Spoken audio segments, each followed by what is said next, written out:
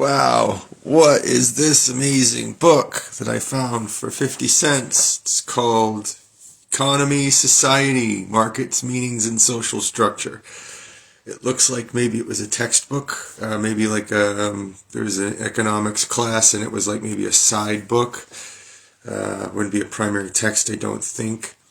But I don't know if this is going to be something I want to read all of, but I looked a little bit at it and I thought, this is interesting, and I want to know about economy, and I want to know about society, so I thought, why don't we give it a shot? So, we're going to give it a shot. Okay.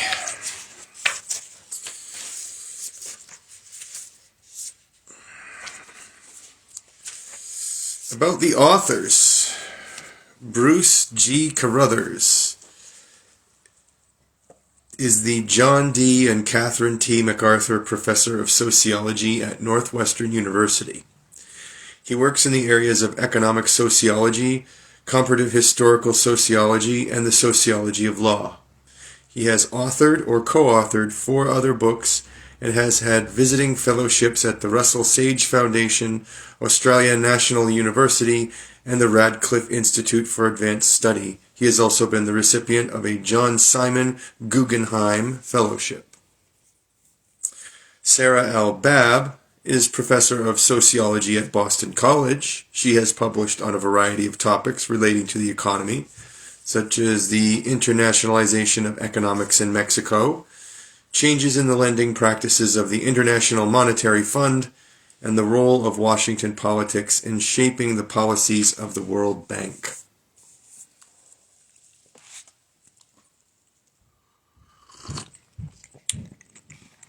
There are some acknowledgments I'm going to skip past. Chapter 1, The Embeddedness of Markets. In a chapter titled Closing the Deal, Getting Him to the Altar, a book for husband-hunting single women, observes that getting the man you want to propose and then to turn that proposal into an actual wedding date is a feat some women say can be tougher than any corporate transaction.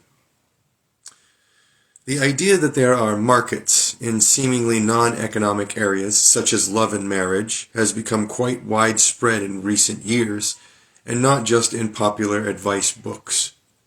To optimize their marketability and increase their success rates, single men and women can set up online profiles to advertise the qualities that make them ideal candidates for marriage. These individuals can then essentially shop online, sifting through various models until they identify a few potential products to test out. Online dating sites facilitate transactions between buyers and sellers in the marriage market, in the same way that eBay provides a marketplace for books or movies. Today, even personal matters such as selecting a spouse are conceptualized as market transactions into which buyers and sellers enter with their preferences and resources and leave with their individual utilities maximized.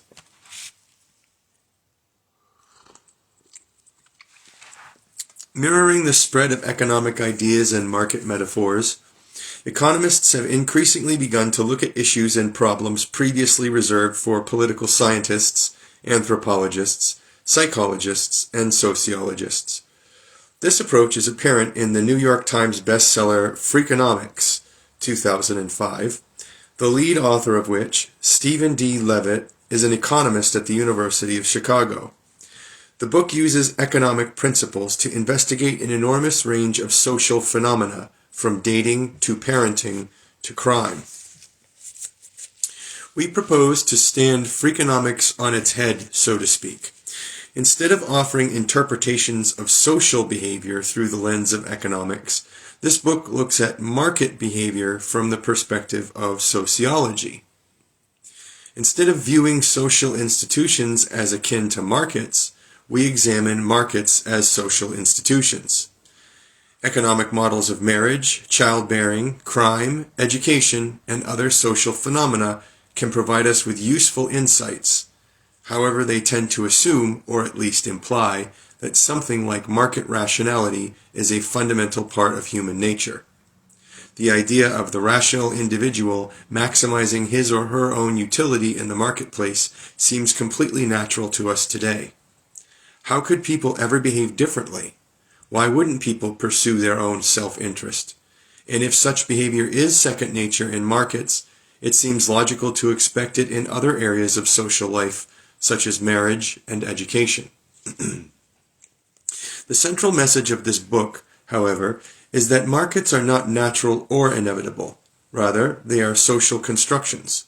Markets, like all social constructions, do not appear or arise automatically, and they do not everywhere look the same. Markets are real in the sense that they have real and important consequences for human behavior, but they are not something humans cannot control. They are not natural in the same sense that the weather or human biology is a part of nature. Rather, markets can be shaped this way or that in different societies.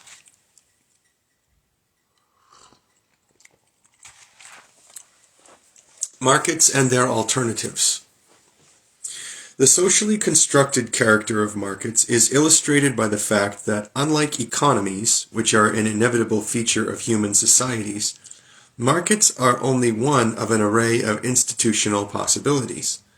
Since every society must produce, distribute, and allocate the goods that people need to live with, all human societies have an economy of one sort or the other. But the economies can be organized in many different ways, as any anthropologist or historian can tell you. In other words, the bases on which economic activities occur can vary widely. For example, economic production occurs within subsistence economies, in which families produce all, or almost all, of what is needed for household consumption. In traditional hunter-gatherer societies, people live in small family-based communities in which men hunt and women gather wild roots, seeds, and other vegetable products. Nobody buys or sells anything, and there are no markets to speak of. Aside from markets, another way to exchange and distribute goods is through gift-giving. Anthropologists have long noticed that in traditional societies, gift-giving plays a crucial role in exchange, often much more important than exchange through markets. In the words of one famous anthropologist discussing the Maori of New Zealand, quote, "Gifts were presented in the event of births, marriages, deaths, exhumations, peace treatings, and misdemeanors, and incidents too numerous to be recorded." End quote. During the Middle Ages in Europe, market exchange was relatively unimportant. Most of the valuable goods that circulated did so because they were either stolen or given as gifts. When thinking about how French gold coins ended up in a medieval Danish hoard, we might be tempted to suppose that traders from Denmark exported goods to France and were paid in cash. Far more likely, however, is the possibility that Vikings simply stole the coins during a raid on the French coast and took their loot back home to Denmark. In this historical period, theft and gift-giving governed the circulation of precious goods much more than did market exchange. Traditional obligations between people at different levels in the medieval social hierarchy also regulated economic activity. During the Middle Ages, economies were governed through an economic system known as feudalism. In a feudal economy, serfs worked the land of the lord of the manor according to a set of long-held traditions, with the threat of coercion lurking in the background. In return, the lord was supposed to protect the serfs, dispense justice, and provide for the local church. Thus, agricultural produce and other staple goods were distributed in the local economy, but not primarily through market exchange. The serfs were not paid wages for their labor, and the lord was not paid for his protection. Their symbiotic relationship was based on social tradition, not on the market. A market is but one institution for governing economic activity, although it is the one most familiar to us today.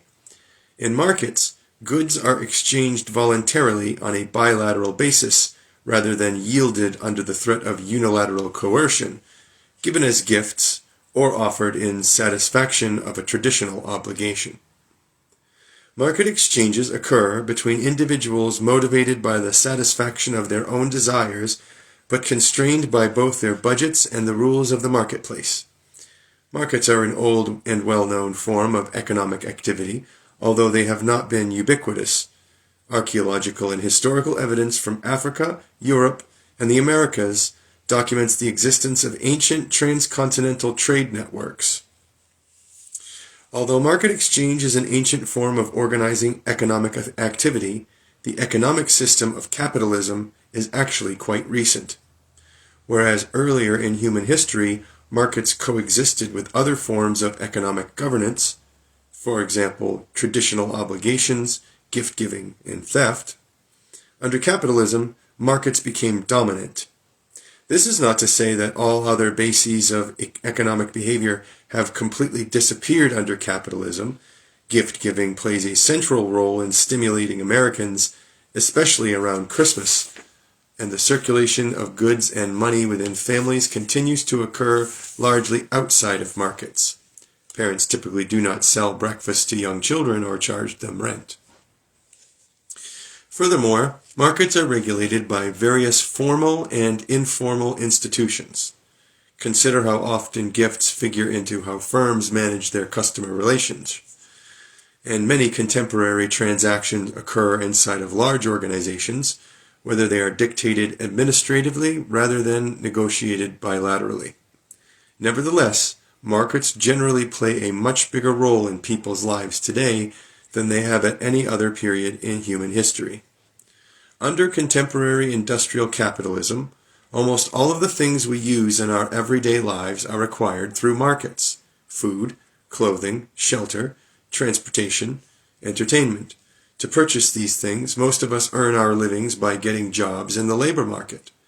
Since the widespread entrance of women into the paid labor market, one last bastion of non-market economic activity has been undermined, namely, the unpaid contribution of the housewife to the national economy. As a result, many goods and services such as meals, childcare, and housework that only 40 years ago were provided within the family, usually by mom and for no pay, are today being provided to upper-middle-class households through a paid labor force of cooks, nannies, and cleaners. Like gift-giving in hunter-gatherer societies, markets enter our lives today in ways too numerous to mention. Given the near-complete penetration of market relations into our modern economic lives, it is not surprising that we tend to use the market metaphor for other areas of social life, such as dating and marriage. However, in applying this market language elsewhere, we tend to forget that markets themselves are not inevitable, but, rather, represent one of many possible economic arrangements. This book considers markets as social institutions and calls the naturalness of markets into question. Our argument is informed by two general observations. The first is that markets have certain preconditions without which they cannot function. The second is that markets function very differently at different times, in different places, and in different spheres of economic life.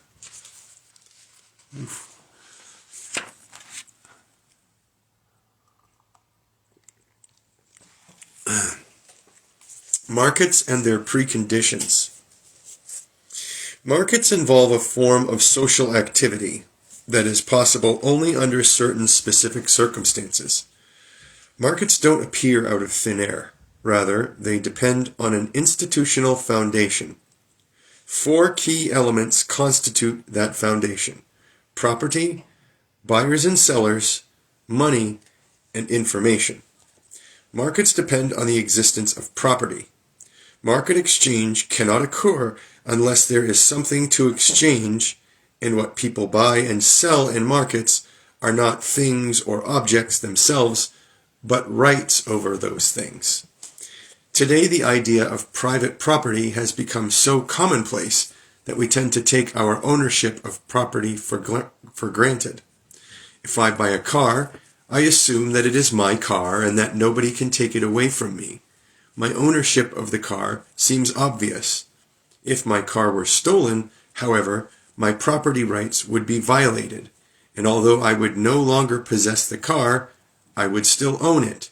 The thief, in contrast, possesses the car, but does not own it. What makes the car mine is a set of property rights, which apply because I live in a society that recognizes private property rights and enforces them through an effective legal system.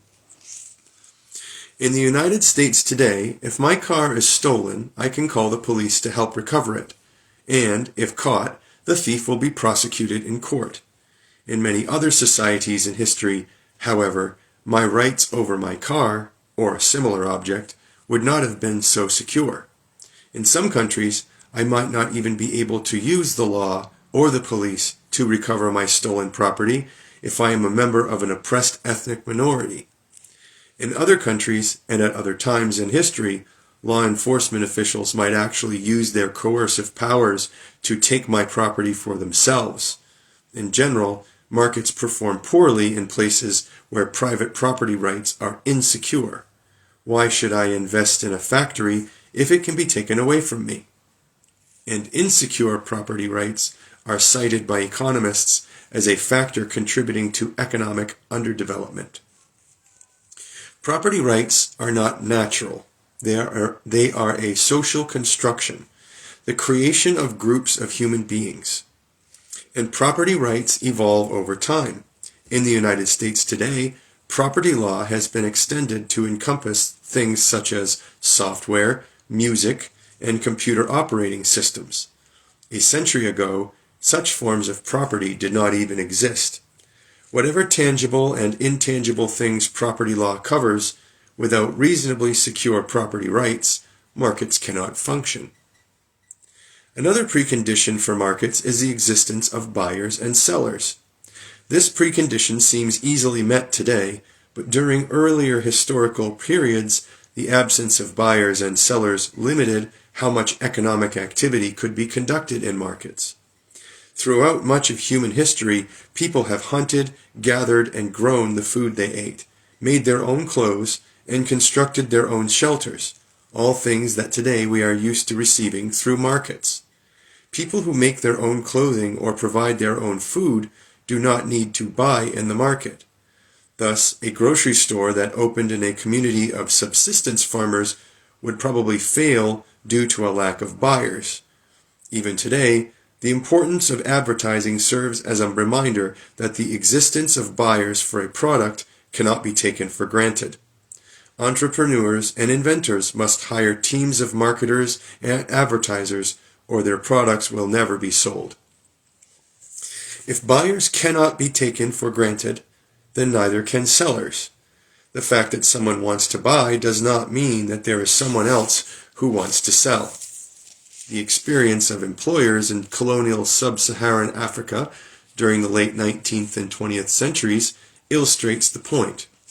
European firms established extractive enterprises to exploit Africa's natural resources, mining for gold, diamonds, and copper, and producing cash crops such as rubber and cola nuts.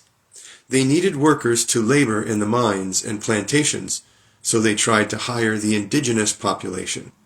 The mine and plantation owners wanted to buy in the labor market, but the indigenous population, who were mostly subsistence farmers and hunter-gatherers, did not want to sell. Working in a mine is dangerous, unpleasant work, and they didn't need money. One solution the colonial governments found was to force natives into the cash economy by requiring them to pay taxes in cash. The governments instituted new taxes, and, to acquire the money necessary to pay the taxes, indigenous people had to offer themselves as wage laborers to the mines and plantations. Thus, colonial governments found a way to create sellers in the labor market. The need for buyers and sellers draws our attention to another precondition for markets: the existence of a medium of exchange. During earlier periods of human history, exchange took place through barter or in-kind exchange, a sack of wheat for a baby goat, and so on. In-kind exchange is restricted, however, by the need for a double coincidence of wants. The person with wheat has to want a goat, and the goat owner has to want wheat. Otherwise, the deal doesn't go through.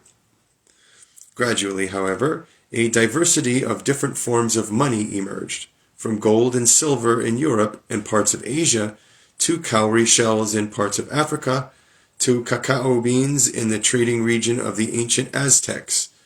The value of these earlier forms of money derived from the value of the objects serving as money. A gold coin, for example, possessed value because gold possessed value. The first forms of paper money were essentially IOUs, pieces of paper that certified that they could be redeemed for certain quantities of precious metal. Today, however, we have become accustomed to fiat money, or money that is valuable simply because we all agree that it is worth something.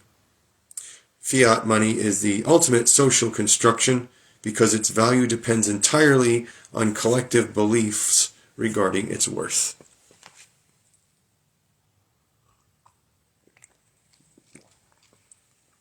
The final precondition for the functioning of markets is the availability of reliable information. People won't buy or sell things if they don't know enough about them. The absence of accurate information presents an enormous obstacle to markets. For example, people would hesitate to buy gold jewelry if they have no way of knowing how pure the gold is, 10, 14, 18, or 24 karat. Shoppers might not purchase hamburger meat at the supermarket if they are not sure that it is pure and uncontaminated by germs. And almost no one purchases a used car sight unseen. Market participants need information about both the quantity and the quality of the goods they buy and sell, as in 3 pounds of USDA inspected hamburger with only 10% fat content. The importance of information for markets is reflected in the role that governments play in providing that information. For centuries, rulers have recognized that they can help markets grow and flourish if they offer standards for information. Kings and princes would often establish standardized weights and measures so that in the markets, merchants could be sure that a pound measure really weighed a pound, or that 100 yards of thread really was 100 yards long. All right, let's see. The Embeddedness of Markets. This book introduces the field of economic sociology. One of the central insights of economic sociology is that markets are embedded in non-market social relations. By embedded, we mean that markets coexist with, are shaped by, and depend on other social relations. Market relations constitute but one way for human beings to interact with one another. Social relationships consist of many other types of human interaction, including participation in a religious community, belonging to a family or having a network of friends, having political allegiances and animosities, taking part in professional interactions among coworkers, and having citizenship in a country. Economic sociologists study the different ways in which markets are influenced by these other kinds of social relationships. Earlier, we mentioned the 4 different preconditions needed for markets to exist and operate. In general, these are not met by the markets themselves, but rather must be satisfied in some other fashion. Markets do not automatically engender secure property rights, provide accurate information, offer a medium of exchange, or generate sufficient numbers of buyers and sellers. Frequently, government plays some kind of role in the satisfaction of these preconditions. Governments promulgate and enforce formal property rights. The legal system also offers contract law so that people who wish to transact with each other can create legally binding agreements. A formal contract law that makes it harder for people to break their promises or to fail to live up to their commitments helps to encourage market activity.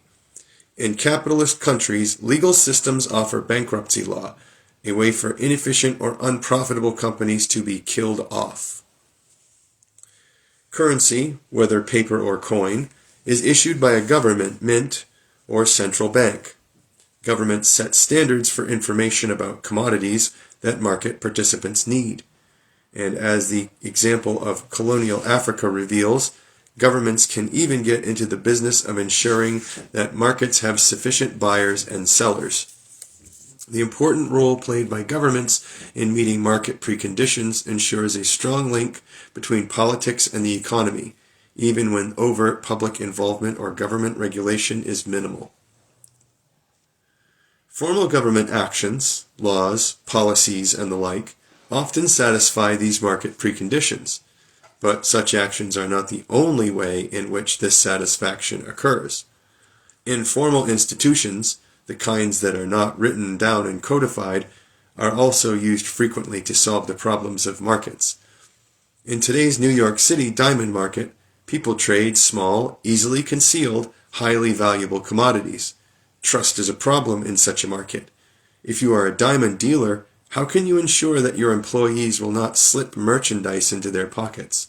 After all, if employees are self-interested profit maximizers, stealing the merchandise may be the most rational thing for them to do.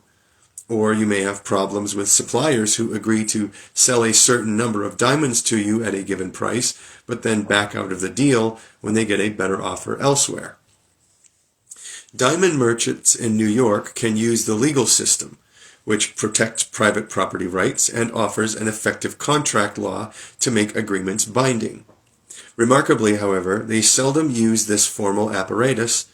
In fact, diamond merchants almost never use the courts to settle disputes or enforce agreements. How can the diamond market continue to function? Why doesn't the diamond trade collapse in a heap of unsettled disputes and pervasive mistrust? The answer lies in the ability of people to use informal social relations instead of formal institutions. In New York City, the diamond market is overwhelmingly dominated by Hasidic Jews, who run their firms as family businesses. In the Hasidic diamond merchant community, employer-employee trust is created through the strength of family ties, but also through common membership in a close-knit, deeply religious community in which stealing from other family members for personal gain is almost unthinkable. The diamond market in New York is embedded both in family networks and in a specific ethnic religious community. Diamond traders who break their promises or who act dishonorably won't get sued in court, but they will acquire reputations that, in such a small group, lead inevitably to commercial failure. Reputations travel quickly and easily through the tight-knit community. Other diamond traders will simply not deal with those who have had bad reputations, effectively freezing them out of the market. Informal ethnic, religious, social ties thus can be mobilized to punish rule breakers as effectively as if they had been taken to court. Thus, some markets are embedded in formal social institutions, such as the law, whereas others are embedded in informal ones, such as family, ethnic community, or friendship networks. Whether formal or informal, institutions help provide critical market preconditions. At the same time that markets are embedded in institutions, they are also embedded in culture, or sets of meanings. The embeddedness of markets in culture is well illustrated by the role of advertising in creating a group of buyers for a given consumer product. As we discuss in Chapter 2, advertisers draw on pre-existing cultural meanings that, for example, what it means to be a successful and attractive man, and link those meanings to the product being advertised, for example, a sports car with a powerful engine, so that members of particular cultures want to buy those products.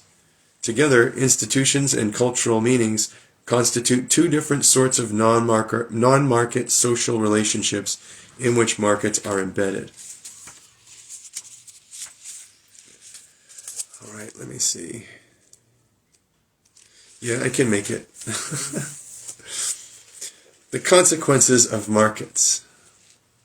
What difference does it make that in America's society today, so much of the economy is governed by markets? In Chapter 6, we focus on the consequences that pertain to economic inequality. Markets distribute goods, but they also distribute wealth income, and jobs in a highly uneven manner. We examine the extent of economic inequality and how it has changed over time, and we look at different forms of discrimination that occur in markets and their role in the creation and maintenance of inequality. Through their actions, markets can reduce, reinforce, or exaggerate other social differences. The case of gender illustrates this point. In every society, social and cultural differences, in addition to biological differences, distinguish men from women. When added to these social differences, economic differences can make the distinction between male and female even sharper. In the contemporary United States, for example, men and women have very different labor force experiences, and consequently, men on average earn higher incomes than do women, although the gap is shrinking. The U.S. labor market exaggerates the differences between men and women. The variety of capitalisms. Economists, both classical and contemporary, have tended to conceptualize capitalism as a single economic system. In the 18th century, Adam Smith praised the virtues of Homo economicus, or economic man, a universal character who behaved in a rational, self-interested way regardless of residence, social background, historical period, or cultural context. A century later, the revolutionary Karl Marx described what he saw as the defining features of capitalism in his masterwork, Capital. Today, economists from multilateral organizations, such as the International Monetary Fund, consult with developing nations on how to build effective capitalist economies. Over the years, economists have come up with useful generalizations about capitalism as an economic system.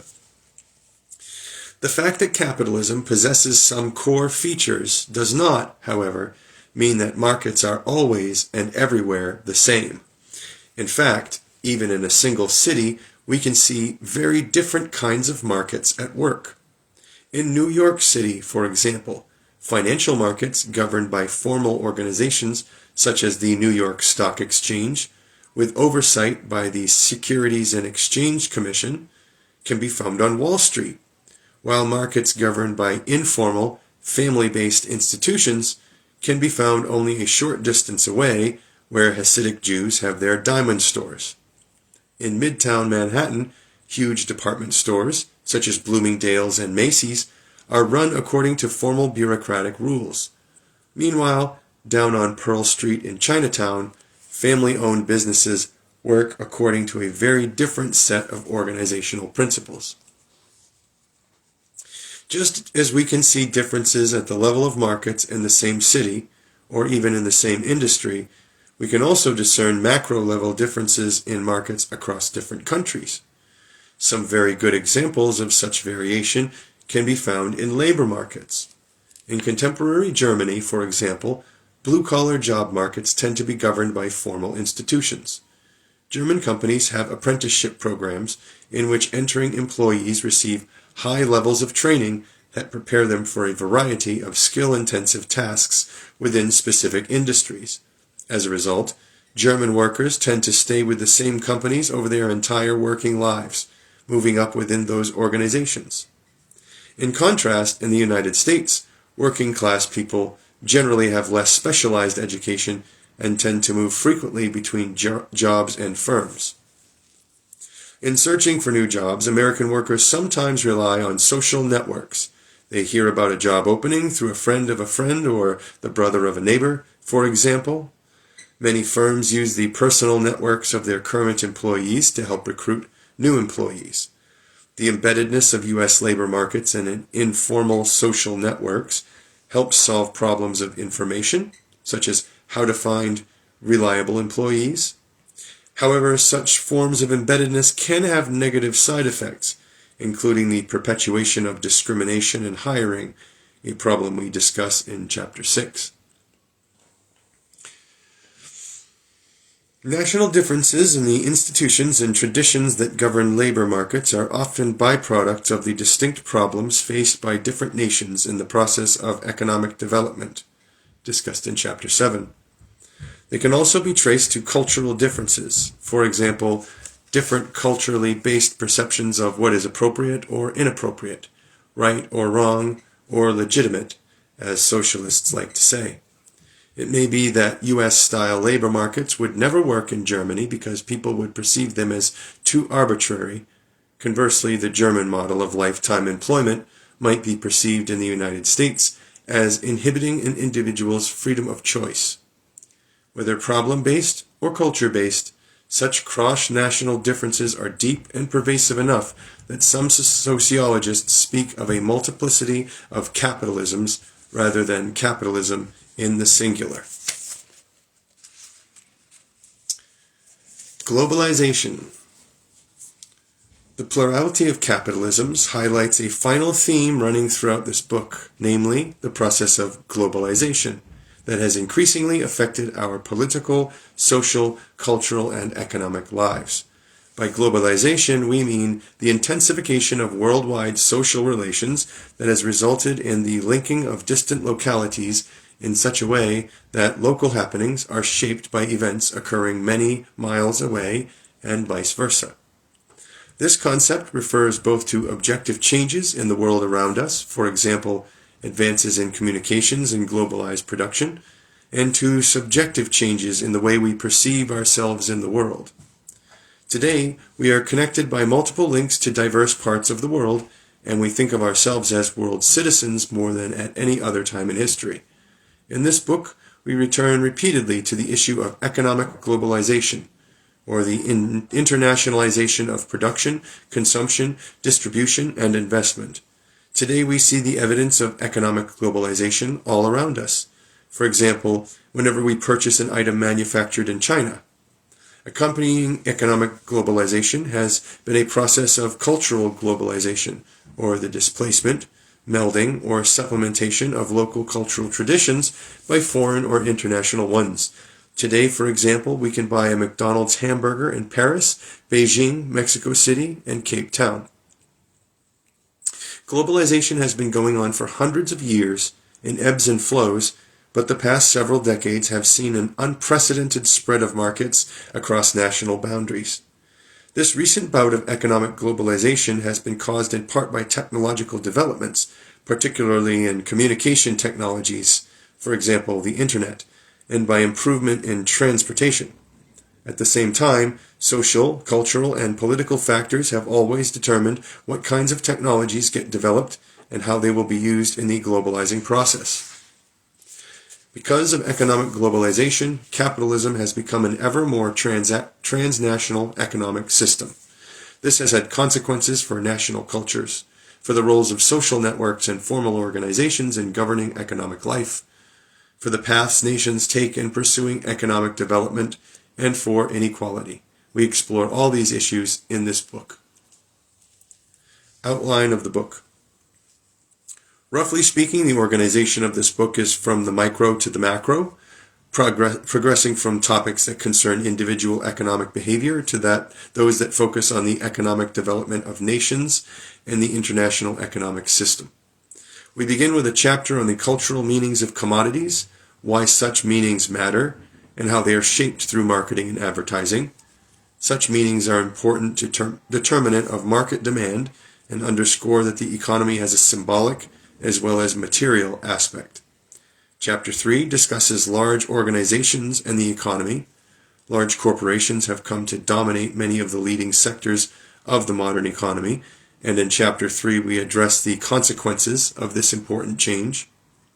Chapter 4 considers the role that social networks play in markets. Networks operate at multiple levels, ranging from the personal networks that link friends and family members together to the formal inter-organizational networks that join one corporation to another. Networks create particular structures within markets. Chapter 5 deals with money and finance. These topics have become particularly salient in the wake of the financial crisis of 2008, but in Chapter 5 we reveal their significance for a number of enduring issues. Chapter 6 addresses the issue of economic inequality. Among other things, markets create economic differences. How substantial are these differences? Who benefits from them? Do they vary over time or from one country to the next? Chapter 7 is devoted to a discussion of economic development. Ever since Adam Smith wrote The Wealth of Nations more than 200 years ago, economists have been fascinated by the question of why some countries become wealthy while others remain poor, and the question of how poor countries can catch up to rich ones. In Chapter 7, we argue that the development has social as well as economic preconditions. We hope that after reading this book, you will no longer take markets for granted as natural and universal. Markets are complex, diverse, and deeply connected to social life. Certainly one does not have to be an economist to appreciate the social significance of the economy, and we hope that